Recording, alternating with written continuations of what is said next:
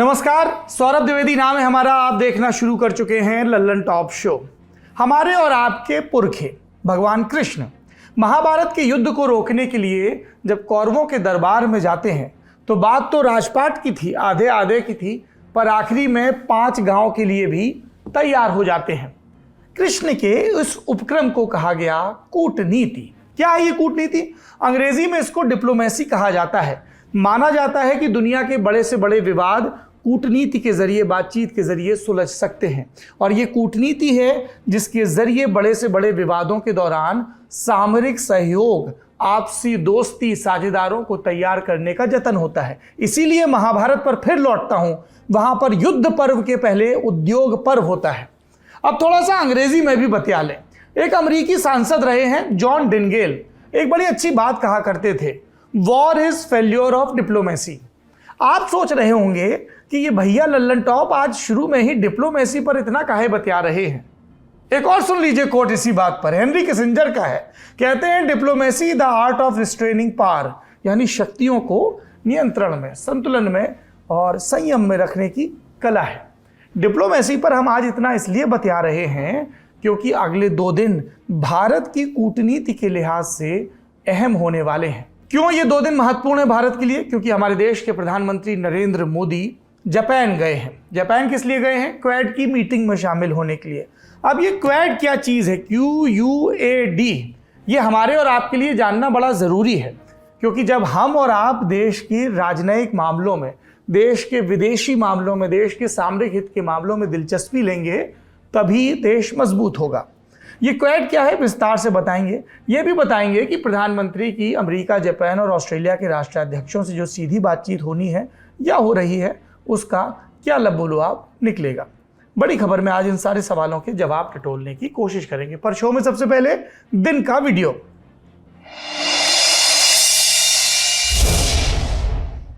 एक नाम लेकर के बोलती हूँ क्योंकि आज पेपर में न्यूज आई है कि कोई गौरव सिंह करके सीनियर DRM थे,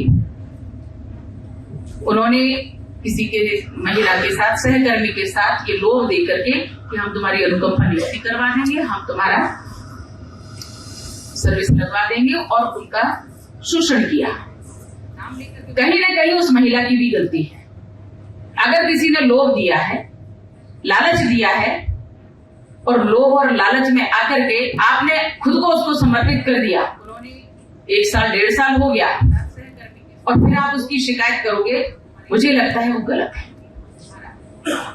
पुरुष होने का दंड किसी को नहीं मिलना चाहिए। बीते दिनों भोपाल में एक महिला रेलकर्मी ने ADRM पर रेप का इल्जाम लगाया था। महिला का इल्जाम था कि अनुकंपा नियुक्ति दिलाने के नाम पर ADRM ने शोषण किया। नौकरी लगने के बाद भी लगातार दुष्कर्म करता रहा। आपने जो वीडियो देखा वो 21 मई का है। मंच पर भोपाल की सांसद Pragya Thakur all India train controller association के कार्यक्रम को संबोधित करती दिख रही हैं। इस दौरान वो कहती हैं कि गौरव सिंह यानी ADRM ने अपने सहकर्मी को लालच देकर उनका शोषण किया, लेकिन कहीं ना कहीं ये उस महिला की भी गलती है। 1-1.5 साल बाद आप शिकायत कर रहे हो, ये गलत है। पुरुष होने का दंड किसी को नहीं मिलना चाहिए। ये पहली बार नहीं जब अपने साथ हुए शोषण के खिलाफ आवाज़ उठाने वाली महिलाओं को ही गलत बता दिया गया हो। उनके साथ खड़े होने के बजाय उनके खिलाफ दुष्प्रचार किया गया, और ये एक बड़ी वजह है जिसके चलते महिलाएं अपने साथ होने वाले शोषण की शिकायत से डरती हैं, खुलकर विरोध से डरती हैं। ये उनका वक्तव्य है जो हमारे और आपके लिए कानून बनाती हैं, जनप्रतिनिधि हैं, सांसद हैं। सांसदों और विधायकों का काम क्या होता है? विधायिका का काम क्या होता है? विधान बनाना, जनता की समस्याओं को समझना, सिस्टम को समझना, और कैसे ये बेहतर हो इसके लिए कानून बनाना। कानून बने, और उसी में से एक है कि यौन शोषण की शिकायत बाद में भी की जा सकती है। इससे अपराध की गंभीरता कम नहीं होती, लेकिन लॉ मेकर वही इस पर सवाल उठा रही हैं। बाकी मामले की जांच चल रही है, तो जो भी फैसला होगा वो आ जाएगा, लेकिन जनप्रतिनिधियों को इस तरह के बयान नहीं देने चाहिए। पर प्रज्ञा ठाकुर के बयान हैं कि खत्म ही नहीं होते। दिन के वीडियो के बाद अब सुर्खियों की तरफ चलते हैं। पहली सुर्खी कांग्रेस नेता राहुल गांधी के बयान पर शुरू हुए वार पलटवार से। राहुल एक नॉन प्रॉफिट थिंक टैंक की ओर से आयोजित आइडियाज फॉर इंडिया सम्मेलन में हिस्सा लेने के लिए लंदन में हैं। 21 मई को उन्होंने इस कार्यक्रम में बीजेपी और संघ पर ध्रुवीकरण का आरोप लगाते हुए हमला बोला। कहा था कि बीजेपी ने चारों तरफ केरोसिन छिड़क रखा है। सुनिए। I was talking to some bureaucrats from Europe, and they were saying that the Indian Foreign Service is completely changed. They don't listen to anything. They're arrogant. Now they're just telling us what orders they're getting. There's no conversation. You can't do that. Rahul Gandhi ये भी बोले थे कि BJP और संघ भारत को एक भूगोल की तरह देखते हैं, जबकि कांग्रेस के लिए भारत लोगों से बनता है। राहुल के इस बयान पर बीजेपी की तरफ से कड़ी प्रतिक्रिया आई। मध्य प्रदेश के मुख्यमंत्री शिवराज सिंह चौहान ने ट्वीट करते हुए राहुल गांधी को हताश और कुंठित बताया और बयान को देश विरोधी, जबकि केंद्रीय मंत्री मुख्तार अब्बास नकवी ने राहुल के बयान को बेवकूफ़ी भरा बताते हुए कहा कि देश में कोई सुनने वाला नहीं तो विदेश जाकर इस तरह के बयान देते हैं। संवेदनशील व्यक्ति, समझदार व्यक्ति, मानसिक रूप से स्वस्थ व्यक्ति इस तरह की बेवकूफ़ी भरी बातें, देश को फेक एंड फैब्रिकेटेड कहानी किससे गढ़ करके बदनाम करने वाली बातें तो कभी नहीं कर सकता। ये तो सामान्य से अगर किसी की देश के प्रति प्रतिबद्धता है तो वो कभी ये सब नहीं करेगा। ये जो बेवकूफ़ियाँ करते हैं, अब देश में सुनने वाला कोई है नहीं तो विदेश में जाकर के अंड बंड फेक फैब्रिकेटेड किससे कहानियाँ गढ़ रहे हैं। सम्मेलन में बातचीत के दौरान राहुल ने विदेश सेवा के अधिकारियों पर भी टिप्पणी की थी। राहुल ने कहा कि यूरोप के कई ब्यूरोक्रेट्स ने उन्हें बताया था कि भारतीय विदेश सेवा पूरी तरह से बदल गई है, वे अहंकारी हो गए हैं, कुछ भी नहीं सुनते। India is not in a good place. The BJP has spread kerosene all over the country. You need one spark and we'll be in big trouble. And so I think that's also the responsibility of the opposition, the Congress, that bring people together. Rahul की इस टिप्पणी का भी जवाब आया। केंद्रीय विदेश मंत्री एस जयशंकर ने उनकी टिप्पणी का वीडियो ट्वीट करते हुए लिखा, विदेश सेवा बदल गई है। हाँ, वे सरकार के आदेशों का पालन करते हैं। हाँ, वे दूसरे के तर्कों का काउंटर करते हैं। और नहीं, इसे अहंकार नहीं कहा जाता, इसे आत्मविश्वास कहा जाता है, इसे राष्ट्रीय हितों की रक्षा कहा जाता है। ये वाद विवाद है, इसमें आगे जो अपडेट होगा आपको बताएंगे। अगली सुर्खी में बात ज्ञानवापी विवाद पर जिला अदालत में हुई सुनवाई की। ज्ञानवापी विवाद पर वाराणसी की जिला अदालत ने अपना फैसला सुरक्षित रख लिया है। फैसला इस आधार पर सुरक्षित रखा गया कि इस विवाद की आगे की सुनवाई प्रक्रिया क्या हो, यानी कोर्ट तय करेगा कि आगे सुनवाई सिर्फ सीपीसी के आदेश 7 नियम 11 पर ही सीमित रहे या फिर कमीशन की रिपोर्ट और सीपीसी के 7-11 के पर साथ साथ सुनवाई हो। अदालत फैसला 24 मई को दोपहर 2 बजे सुनाएगी। आज वाराणसी की जिला अदालत में करीब 45 मिनट तक सुनवाई चली। इस दौरान दोनों पक्षों ने अपनी दलीलें पेश की। सुप्रीम कोर्ट ने 20 मई को वाराणसी जिला अदालत को इस मामले में सुनवाई के लिए कहा था, जिसके बाद से ये सुनवाई चल रही है। कौन कर रहा है सुनवाई? जज हैं डॉक्टर अजय कुमार विश्वेसा। आज सुनवाई के दौरान मस्जिद का प्रबंधन करने वाली अंजुमन इंतजामिया कमेटी ने 1991 के प्लेस ऑफ वर्शिप एक्ट के तहत ज्ञानवापी में हुए सर्वे पर सवाल उठाया। इस पक्ष की तरफ से कहा गया कि सुप्रीम कोर्ट ने सीपीसी के आदेश 7 के नियम 11 के तहत सुनवाई के लिए कहा है। वहीं हिंदू पक्ष की तरफ से कहा गया कि कमीशन ने जो सर्वे रिपोर्ट पेश की, अदालत उसके ऊपर पहले गौर करे। इस सुनवाई के दौरान हिंदू पक्ष की तरफ से सर्वे की सीडी रिपोर्ट और फोटो कोर्ट के सामने रखने की मांग की गई। साथ ही कथित शिवलिंग की सुरक्षित खुदाई, पैमाइश और सभी बारीकियों का ब्यौरा जुटाने का आदेश देने की भी मांग की गई। 1991 का प्लेस ऑफ वर्शिप एक्ट, इसका सीपीसी के आदेश 7 और नियम 11 यानी किसी भी धार्मिक स्थल पर दूसरे पक्ष के दावे को सीधे अदालत में ले जाने से रोकता है।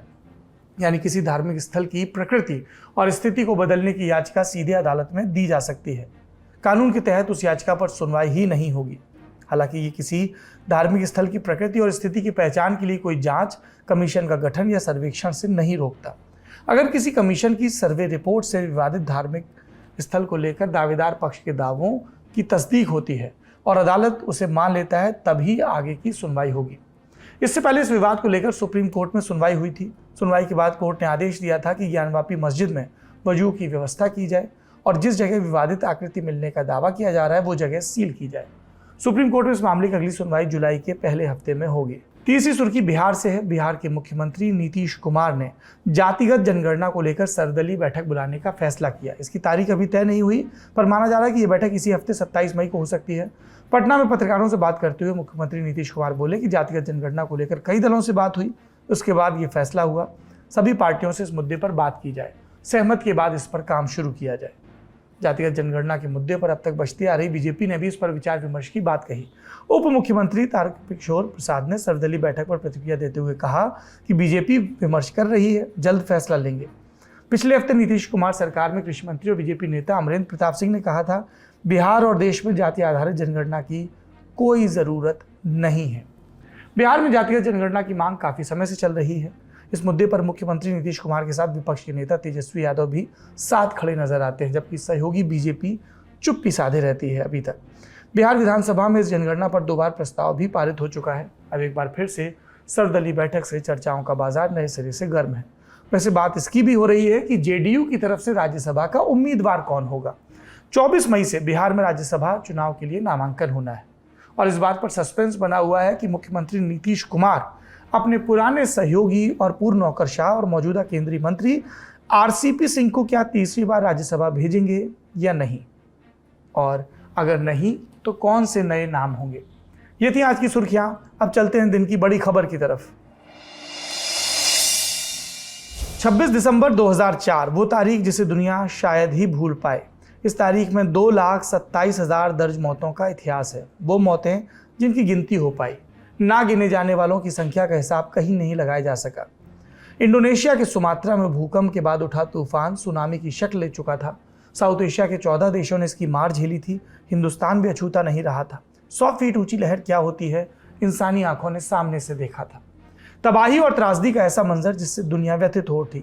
उस वक्त मदद के तौर पर जो हाथ सबसे आगे थे वो भारत, जापान, अमेरिका और ऑस्ट्रेलिया के थे। ठीक यही वो वक्त था जब पहली बार क्वाड यानी द क्वाड्रिलेटरल सिक्योरिटी डायलॉग की कल्पना की गई थी।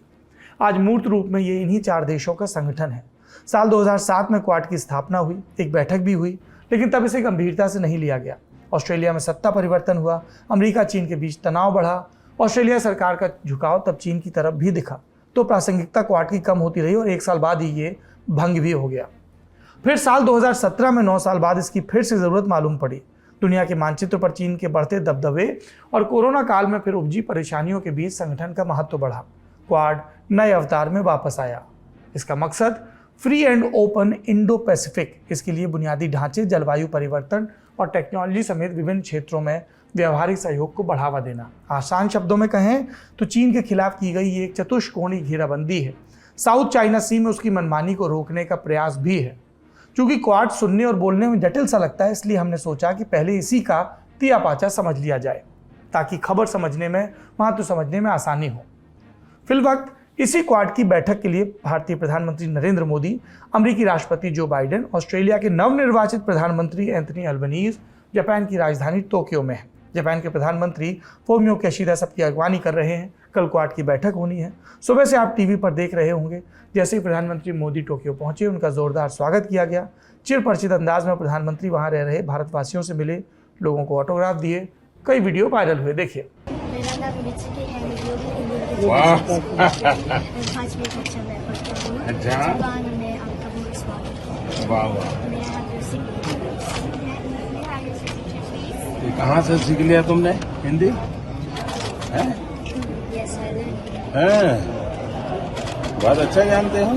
वाह। वाह। और जापानी में क्या लिखा है? ये 3 भाषा लिख दी।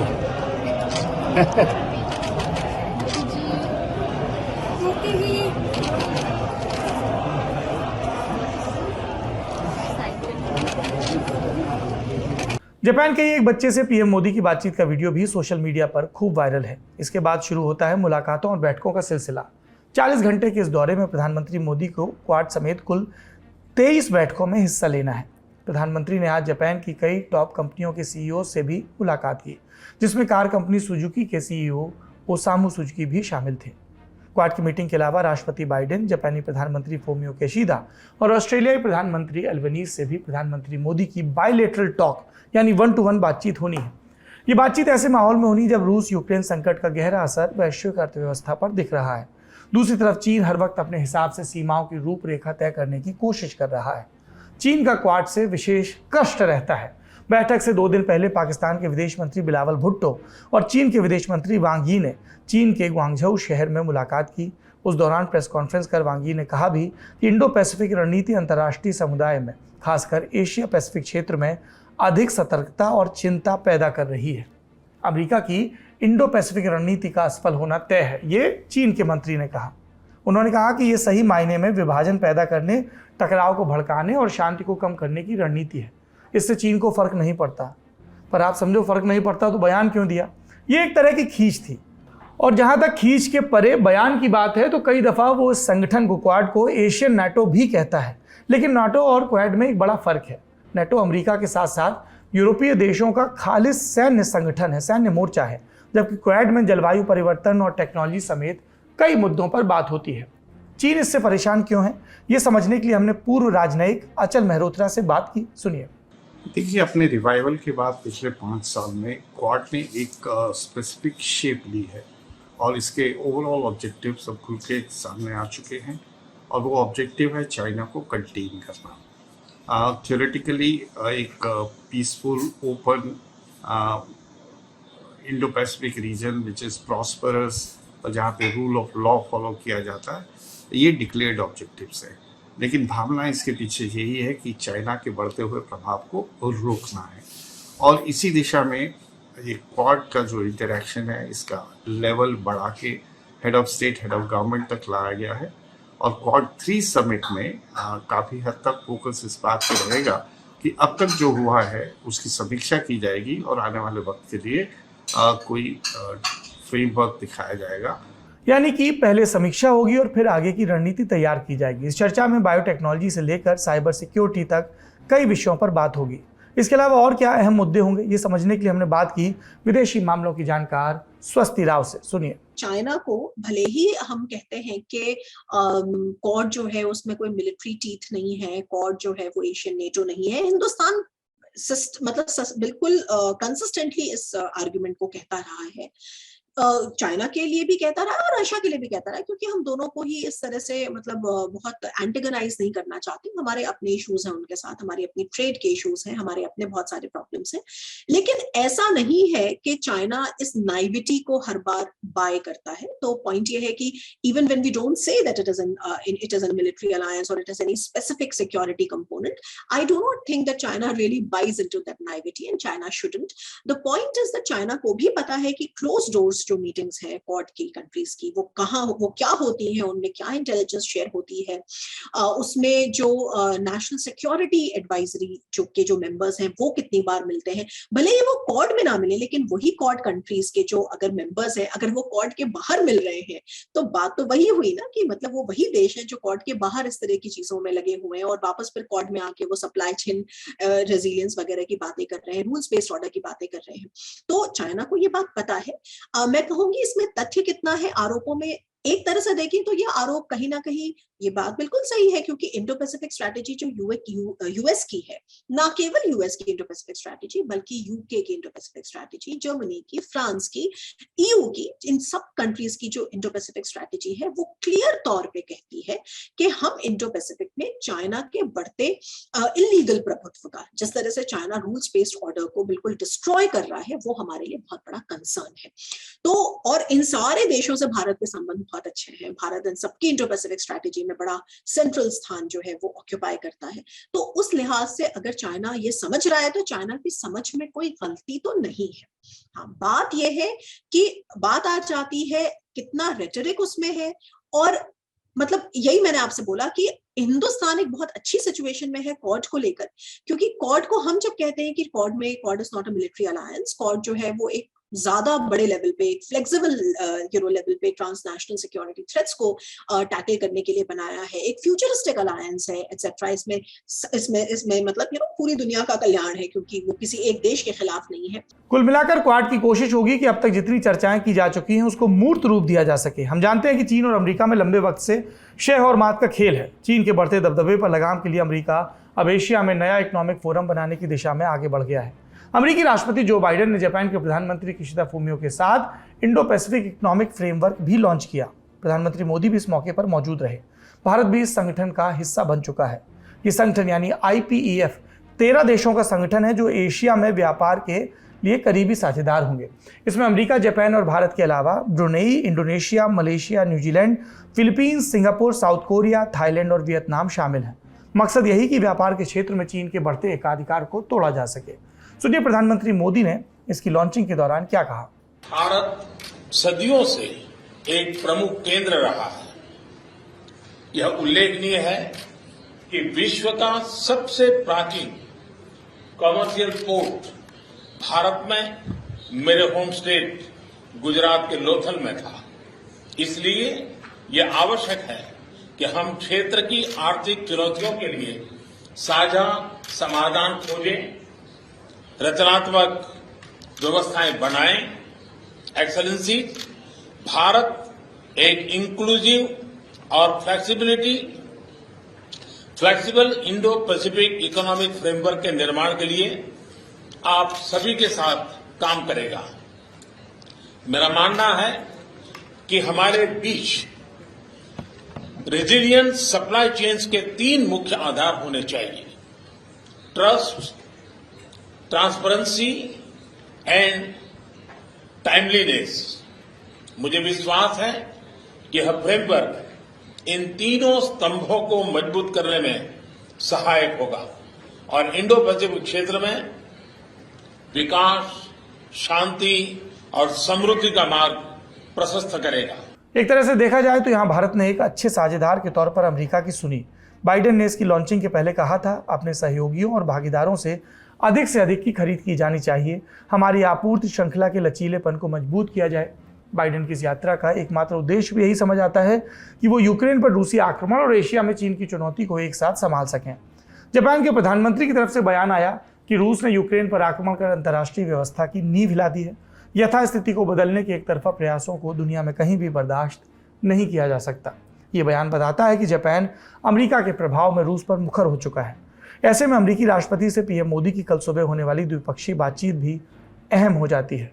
अमेरिका ने पहले भी भारत पर दबाव बनाने की कोशिश की थी, लेकिन भारत अब तक अपने निर्णय पर तटस्थ रहा। अमेरिका ने शुरू से खुलकर रूस के रवैये पर विरोध जताया, जबकि भारत ने हमेशा ही इस बात पर जोर दिया कि मसले का हल शांतिपूर्ण तरीके से किया जाए। रूस पर भारत भले ही ये सीधे तौर पर न कहे, लेकिन उसने यूक्रेन में युद्ध के जवाब में क्षेत्रीय संप्रभुता के सिद्धांत को रेखांकित किया है, क्योंकि भारत को चीन से अपने क्षेत्रीय अखंडता के लिए स्थायी खतरों का सामना करना पड़ रहा है। जानकारों का इस पर क्या कहना है, सुनिए। कि अब बाइडेन और मोदी की मुलाकात में Joe Biden global food security की बात करे और भारत से एक बार फिर से अपने जो हमने वीट एक्सपोर्ट के ऊपर पार्शियल बैन लगाया है उस पर पुनर्विचार करने की बात करें। लेकिन जहाँ तक भारत का संबंध है, भारत ने अपनी पोजीशन काफ़ी हद तक क्लियर कर दी है। भारत का ये भी कहना है कि भारत ने जो बैन लगाया वो पार्शियल है, वो अपनी फूड सिक्योरिटी को ध्यान में रख के किया गया है और साथ ही भारत चाहता है कि इससे रेगुलेट किया जाए ताकि पूरे विश्व में वैसी परिस्थिति ना पैदा हो जाए कि कुछ अमीर और गिने चुने देश दुनिया भर के फूड प्रोडक्ट्स और वीट अपने यहाँ लेके इकट्ठा कर ले और छोटे और गरीब देश जिन्हें इनकी ज़्यादा ज़रूरत है वो इससे जो है महरूम हो जाए। और भारत अफोर्डेबिलिटी, एक्सेसिबिलिटी और इक्विटेबल डिस्ट्रीब्यूशन की बात कर रहा है। भारत ने ये भी विश्वास दिलाया है कि आने वाले समय में अगर किसी देश को, पड़ोसी देश को या छोटे देश को अगर जेन्युइन ज़रूरत होगी तो भारत यथासंभव आगे बढ़ के भारत उसकी मदद करेगा। तो भारत की पोजीशन इस पर काफ़ी क्लियर है और मुझे नहीं लगता कि भारत किसी भी किस्म के दबाव में आके अपनी इस पॉलिसीज़ को में कोई बदलाव लाएगा। हाँ, अगर भारत के यहाँ उत्पादन अच्छा हो जाता है, जो इस बार शायद गर्मी की वजह से कुछ कमी आने की आशंका है, तो और ऐसी परिस्थितियाँ होती हैं कि भारत के पास काफ़ी सरप्लस हो जाता है, तो डेफिनेटली भारत इसे इंटरनेशनल मार्केट में लाएगा। लेकिन अपने देश की फूड सिक्योरिटी को ध्यान में ना रखते हुए अगर भारत सिर्फ कमर्शियल रीजंस की वजह से फूड ग्रेन्स को एक्सपोर्ट करता है तो ये बहुत ही गलत सुसाइडल पॉलिसी होगी। भारत के नेता इस बात को अच्छी तरह से समझते हैं। अमेरिका के अलावा ऑस्ट्रेलिया के प्रधानमंत्री से भी मुलाकात अहम बताई जा रही है। ऑस्ट्रेलिया में हाल में हुए चुनाव में स्कॉट मॉरिसन हार गए। 10 साल बाद वहां लेबर पार्टी की वापसी हुई। नए नवेले प्रधानमंत्री एंथनी एल्बनीज़ के साथ होने वाली मुलाकात पर सबकी नज़र रहेगी। तो अब तक भारत और क्वाड के प्रति जो अपडेट हैं वो हमने आपको बताए। किन देशों से, किन राष्ट्राध्यक्षों से या प्रमुखों से बात होनी वो भी बताई। एक बात और जानिए, जापान के प्रधानमंत्री फूमियो किशिदा, उनसे भी व्यापार और निवेश के अलावा स्वच्छ ऊर्जा और पूर्वोत्तर में सहयोग के लिए आपसी चर्चा होने वाली है। कल होने वाली बैठकों से पहले प्रधानमंत्री मोदी ने जापान में भारतीय समुदाय के लोगों को भी संबोधित किया। कहा कि आज की दुनिया को भगवान बुद्ध के विचारों पर, उनके बताए रास्ते पर चलने की ज़रूरत है। वही रास्ता है जो आज दुनिया की हर चुनौती, चाहे वो हिंसा हो, अराजकता, आतंकवाद, जलवायु परिवर्तन, इन सब से मानवता को बचाने के लिए मददगार है। ये तो हमने आपको बताया कि प्रधानमंत्री मोदी ने क्या कहा, बाकी बात आप उनके मुंह से ही सुनिए। आजादी का ये अमृतकाल भारत की समृद्धि का, संपन्नता का एक बुलंद इतिहास लिखने वाला है। दोस्तों, मैं जानता हूं कि ये जो संकल्प हमने लिए हैं, ये संकल्प आप पे बहुत बड़े हैं, लेकिन साथियों, मेरा जो लालन पालन हुआ है, मुझे जो संस्कार मिले हैं, जिन जिन लोगों ने मुझे गढ़ा है, उसके कारण मेरी भी एक आदत बन गई है। मुझे मक्खन पर लकीर करने में मजा नहीं आता है, मैं पत्थर पर लकीर करता हूं। इसके बाद दौरे का दूसरा दिन यानी 24 मई की तारीख भी काफ़ी अहम होने वाली है, क्योंकि सारी महत्वपूर्ण बैठकें इसी दिन होंगी।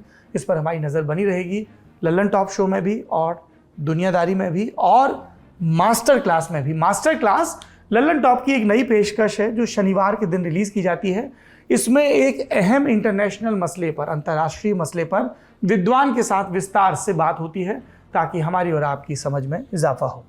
आज का लल्लन टॉप शो यहीं पे खत्म होता है। शो में आखिरी में कू की राय होती है। सोशल मीडिया ऐप पर हमने सवाल पूछा कि क्या बिहार में बड़ा राजनीतिक उलटफेर हो सकता है। हाँ कहने वाले थे 74%, नहीं कहने वाले 26%।